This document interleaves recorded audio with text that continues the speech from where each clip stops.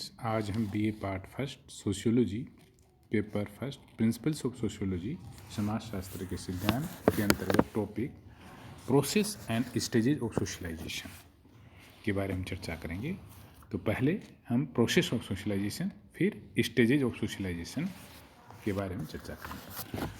सामाजिकरण की प्रक्रिया, process of socialisation. सामाजिकरण की प्रक्रिया बालक के जन्म के पश्चात प्रारंभ हो जाती है और आजीवन भर चलती रहती है। जन्म के समय बच्चा न तो सामाजिक होता है न समाज विरोधी, बल्कि वह केवल एक जैविकीय प्राणी होता है, अर्थात बायोलॉजिकल होता है।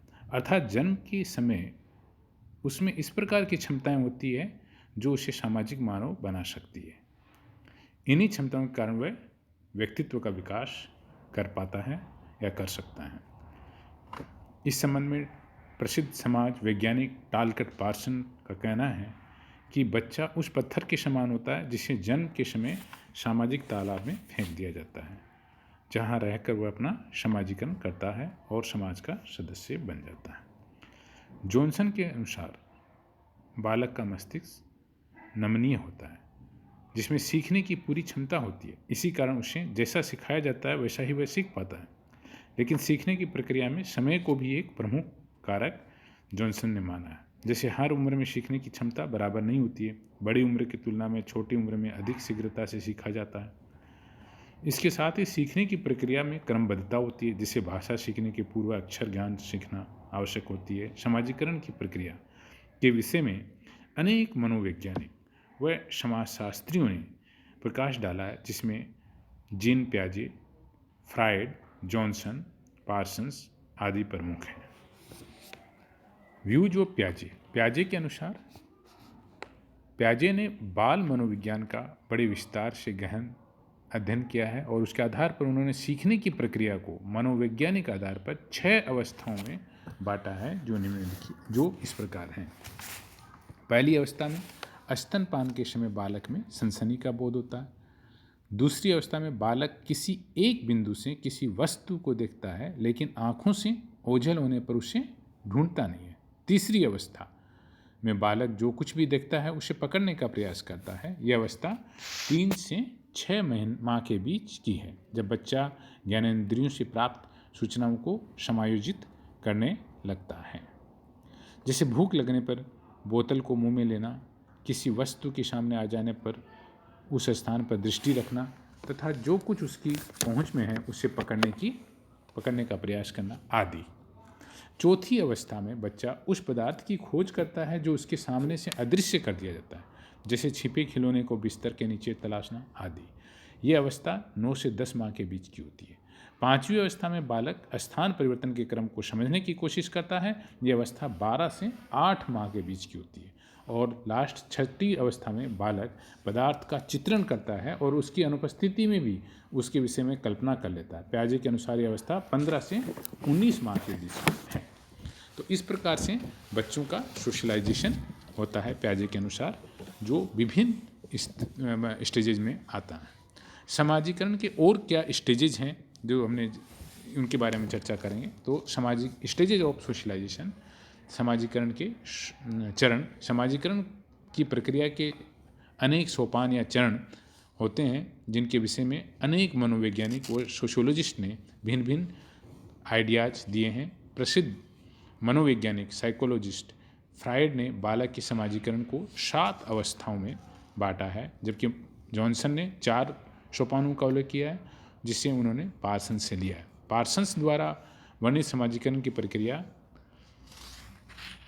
के जो चरण है उसमें पहला है मौखिक अवस्था, जिसको अंग्रेजी में कहते हैं ओरल स्टेज।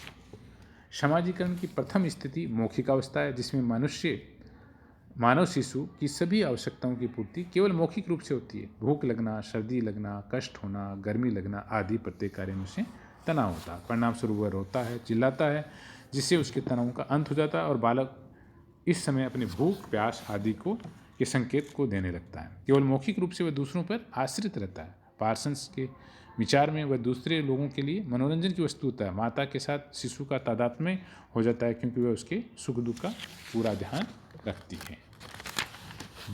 दूसरा स्टेजेज है सोच सोपान अर्थात उसको कहते हैं एनल स्टेज। समाजीकरण की दूसरी अवस्था जिसमें बच्चे से ये अपेक्षा की जाती है कि सोच संबंधी क्रियाओं का स्वयं करे, जैसे हाथ साफ करना, कपड़े गंदे नहीं करना, सोच का स्थान, समय आदि का ध्यान रखना आदि कार्य बच्चा करने लगता है। और विभिन्न समाजों में इस अवस्था का समय भिन्न भिन्न आयु में प्रारंभ होता है। जैसे ग्रामीण बालकों में 4 से 5 वर्ष की आयु तक बालक अर्धनग्न अवस्था में निसंकोच घूमते रहते हैं, जबकि शहरी समाज में बहुत शीघ्रता से वे सोच प्रशिक्षण प्राप्त करके सभी क्रियाओं को करना सीख लेते हैं।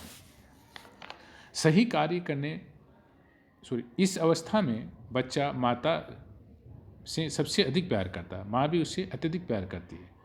वह बच्चे को सही व गलत कार्य में विभेद करना सिखाती है। सही कार्य करने पर वह प्यार करती है, गलत करने पर उसे डांटती है। इस प्रकार माँ उसे अपनी संस्कृति के मूल्यों के अनुसार व्यवहार करना भी सिखाती है। इस अवस्था में माँ को साधक नेता, इंस्ट्रूमेंटल लीडर की भूमिका निभानी होती है, अर्थात एक और वह बच्चे की आवश्यकता की पूर्ति के लिए पूर्ण रूप से उत्तरदायी होती है, तो दूसरी ओर वह परिवार में भी बच्चे का प्रतिनिधित्व करती है।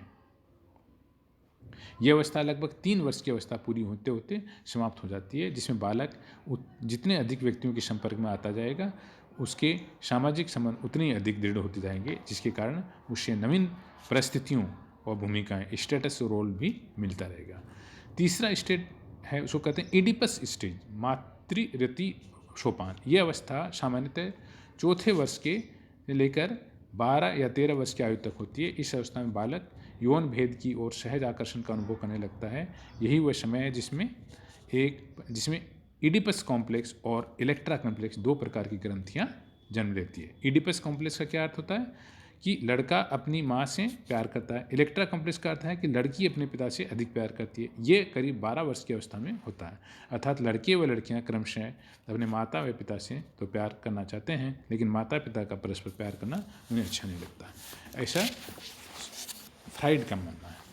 मनोवैज्ञानिक फ्राइड ने इस विषय में विस्तार से लिखा है, उन्होंने अपने संपूर्ण अध्ययन में सेक्स इंस्टिंक्ट या काम प्रवृत्ति को प्रमुखता दी है। उन्होंने कहा है कि बच्चों में यौन भावना जागृत हो जाती है, जिसके कारण लड़के अपनी माँ से व लड़कियाँ अपने पिता से प्यार करती है। कहने का तात्पर्य है कि इस अवस्था में यौन भावना इतनी अधिक विकसित हो जाती है कि वे अपने माता पिता तक से ईर्ष्या करने लगते हैं।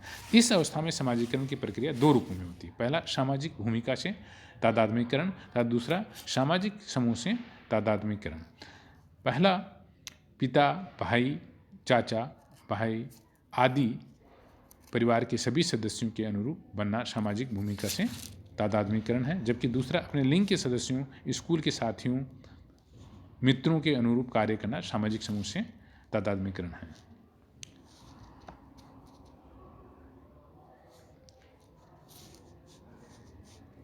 चौथी अवस्था है वो किशोरावस्था है, जिसको एडोलेसेंट स्टेज कहते हैं।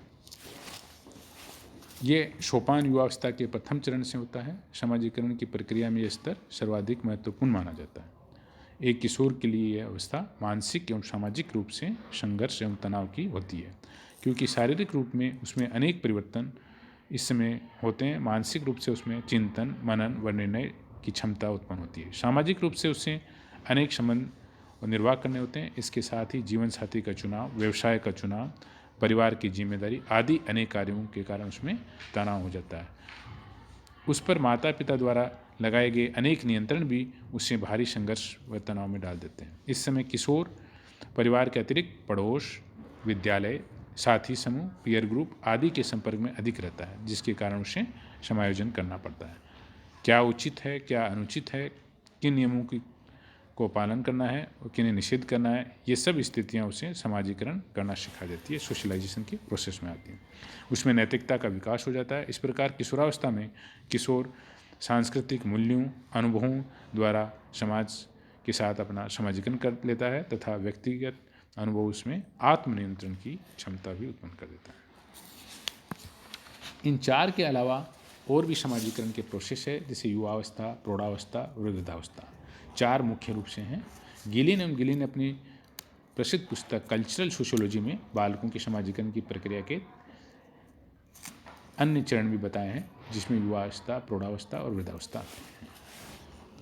Thank you.